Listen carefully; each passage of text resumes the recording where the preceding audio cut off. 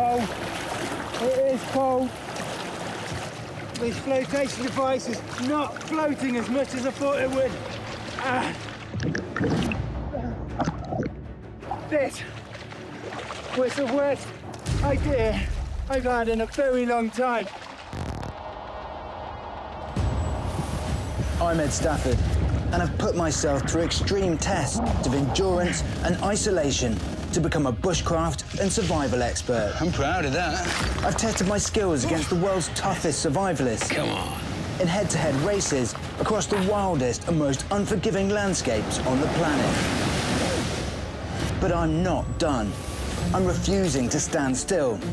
This time, I'm doubling up on opponents, taking on rematches, bringing in my game, and having to go harder than ever before. It's not about beating my chest, but taking my skill set to the next level. Come on, stop it.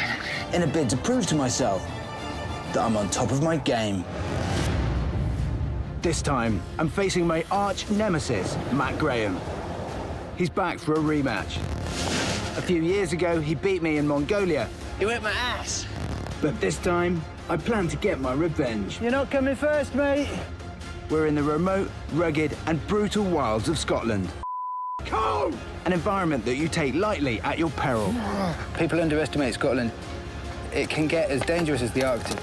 I know that it's a little bit closer to home for Ed. There's definitely some mix of apprehension and excitement. I'm honored that Ed brought me back for a rematch. Ed!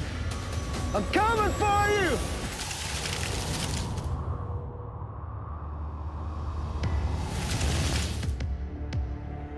Undeniably, it's a grudge match. I am the underdog. He is an ultra-marathon runner. He's also very, very good at bushcraft skills. Good to see you. Scotland. Have you been here before? No, but it's rained more since I've been here than it has all year back home in Utah. Are you a bit outside your comfort zone then? It'll be a challenge for sure. I think I do have the home advantage. I think I am probably more accustomed to wet and cold conditions. Having, trained in the military over here in Wales and in Scotland. So my last name is Graham, so I do come from Scottish descendant. And my dad says we're fierce warriors once upon a time in the battlefield. And I'm hoping to bring that to the table in this race. I feel like since I did win the challenge in Mongolia, I figured you're gonna make it as brutal as possible on me. Yeah, well, that's the plan, mate. Nice one, mate. Right, let's get on the boat. Yeah. I've asked wilderness expert Stephen Hanton to design a course that will push both of us to the limits of our abilities.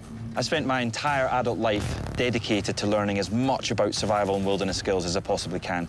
And I'm using all of those skills now to create an extremely tough race in what is my home country.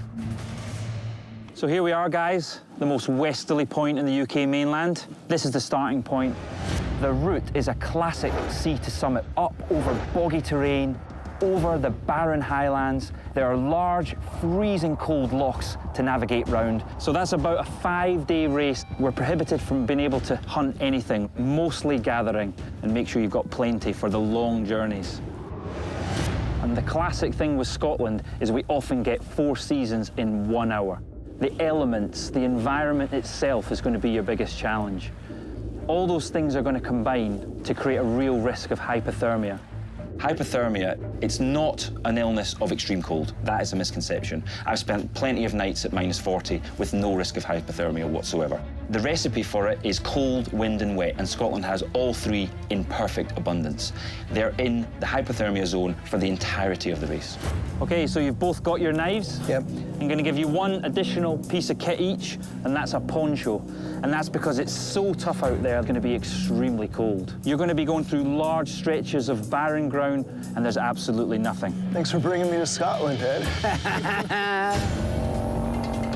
All right, this is as far as I'm taking you, gents. On my signal, 3, 2, 1, and off you go!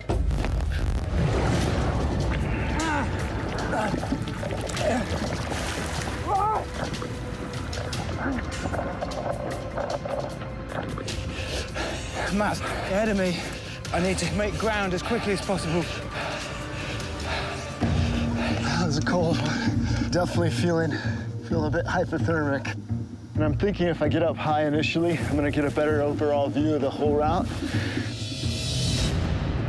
Oh, this terrain is crazy. It's kind of boggy and spongy. So before this race, I had a foot injury on my fifth metatarsal on the bone. I cracked it jumping on some rocks. Yeah, this is tough terrain to walk on an injury on. You know, so far, it's gonna be a tough environment. It's hard to run very fast, and it's really undulated. Ed knows I'm a runner, so he picked well trying to cripple me in this environment. My plan is to keep following this ridge line, stay against the coast, because it's good handrail. I'll still be going the direction I need to. According to the tracker, Ed has chosen a more direct route, while Matt has gone up the ridgeline early. Both will find the first part of the race incredibly tough. What you basically have is a giant wetland bog area, lots of peat, and then raised sections on the landscape. And you have to be able to hop between those little islands of safety. Certainly running over that kind of terrain is extremely dangerous. You can turn an ankle really, really easily. Because it's day one, but I'm shagged already. I want to get high.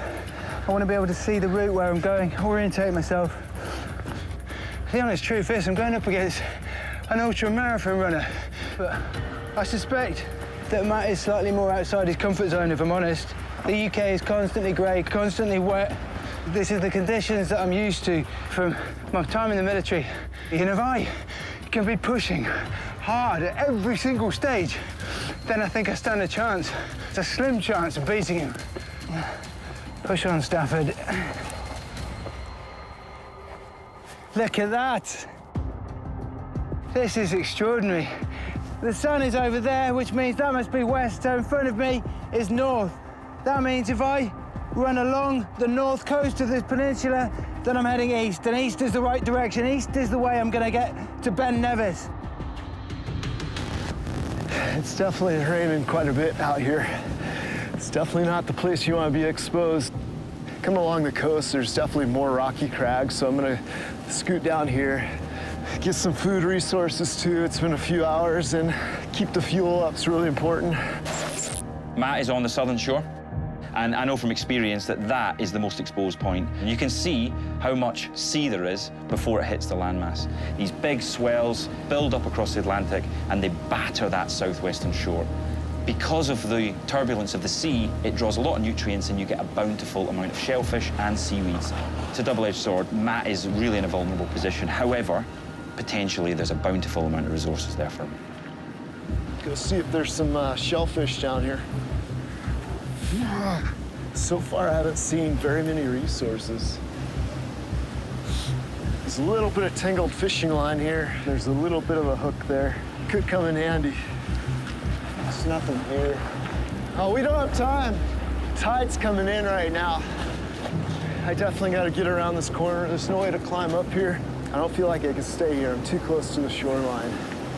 These rocks are quite slippery. It's really dangerous. Oh. This tide came in quick. It's good old Scotland for you. Pretty disappointed. Definitely haven't found my flow here in Scotland yet. At this point, it's kind of like I'm just traveling into the unknown. Wow, that is stunning. Further inland I go, I think the less opportunity I'll have to eat. I'm pretty sure these waters are full of fish, so if I leave a long line in, especially overnight, might as well have something out there potentially catching fish. What is that? There's bits of metal everywhere, actually, and little shards, and I'm just thinking this kind of really flat metal is very, very easy to manipulate into a fishing hook. Oh, nice. This is spent ordnance, bullet cases, basically. Scotland was used by the commando units just before D-Day as a training exercise area, and then I suspect that these spent cartridges are part of that. Look at that! If I can get the top off that, potentially, it's got gunpowder in it, hasn't it? Don't try this at home. Gunpowder's an accelerant. I can't actually make a fire with it, but it can help me turn that ember into flames. Fishing hooks and accelerant is good. Right, nice one. I'm gonna make some line. For the actual fishing lines, I need some spruce roots. So this, you can see how strong it is. I can Wrap it around my hands. I can really pull there, but it's going to do a perfect job. And fingers crossed, it should work to get me a fish.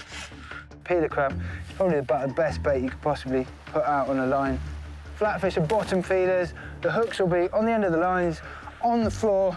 They bite the food, the bait off the hook, and fingers crossed we've got breakfast. And hopefully, once the tide comes in, catch me a flatfish. This is a good campsite. I need to get a fire going. There's loads of dry grass. Got the ammunition. Add my little secret va-va-voom ingredient.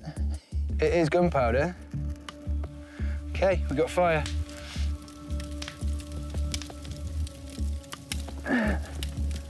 Traditionally, Scots people used to live in crannogs. They were houses on stilts out in the lochs. I think the principle of being up off damp ground is quite a good one. Shelter sorted. It's going to keep me dry.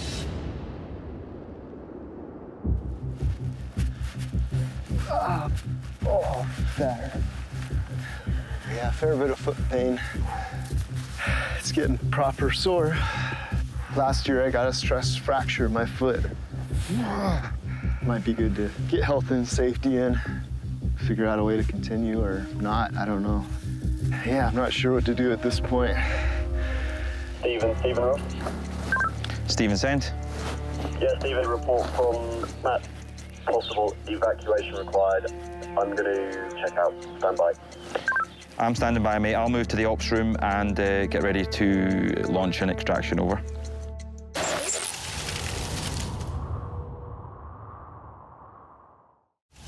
It's getting dark on the first day of the race. Matt and Ed have been covering some tough terrain through the Scottish Highlands. I can see from the tracker that Ed has settled in a bay where there are potential resources. But Matt has ground to a halt with a foot injury and called in emergency assistance. They are on their way, and if it turns out to be serious, I'll have to pull them out. I'm in a lot of pain. I know I'm going to be moving a lot slower. That's a big concern right now. It's more than just about winning or losing. Moving slow could be the difference of being stuck in a very bad situation. Moving slow actually has a pretty big hindrance in a survival situation. Obviously, I'm hoping that the safety team make it before nightfall because the risks become exponential and extraction is so much more difficult in the dark. So if I can get a good assessment before nightfall, we can make a decision on an extraction sooner. How you doing, Matt? Hey. You're a hard man to find. How you doing? I'm hanging in there, but the biggest challenge has been the train. It's kind of aggravated an older injury. Felt like a fracture. Right, okay. Yeah, there, right there. I think the best thing to do from a medical point of view is to get you to a hospital and get it x-rayed. Yeah. Yeah, if I had to quit the race right here on the first day, yeah, I'd be pretty disappointed with myself. You know, at this point, it just feels like getting through it, getting through the challenge, and not giving up. And the fact that you can wait there on it, I could strap it and I could give you some pain relief. Yeah, hopefully that'll give me enough headway and see where it goes from there. All right. Okay. Stephen Ross? Stephen sent. Matt does not want to forfeit the race and does not want to go to hospital. Please advise, over. And we have to make sure that he understands that any further aggravation and it's index for him and there will be an extraction, over. Yeah, many thanks. I'll advise you if our situation changes. Out. I guess I just don't want to just give up. Today was a little bit of stop and start. Definitely, you know, feeling more like I was fighting the land. And I really need to find my steps and figure out how to feel a little bit more connected to this landscape. For now, sleep is definitely in order. It's day 2. Plan for the day, go down, check the long line, see if I've got any fish, and then I've just got to make as many kilometers as possible. Okay, let's do this.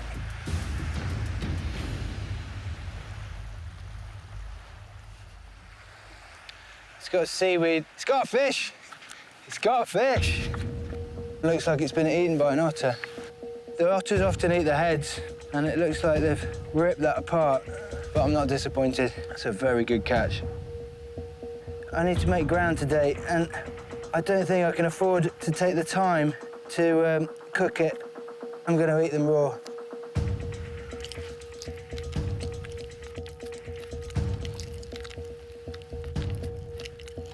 Tastes like a fish market.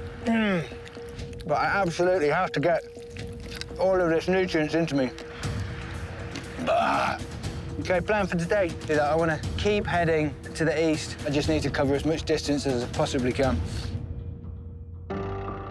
Honestly, I'm just ready for a new day.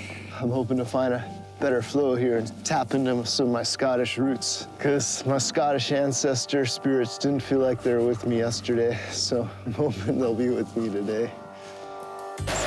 I can see from the tracker that Matt is now making slow progress and Ed is taking the lead. Things are going to get tougher for Matt. He's headed towards an old lateral mining shaft. The rock is loose and it's deep. Quite a dangerous place to be. You wouldn't want to spend much time there.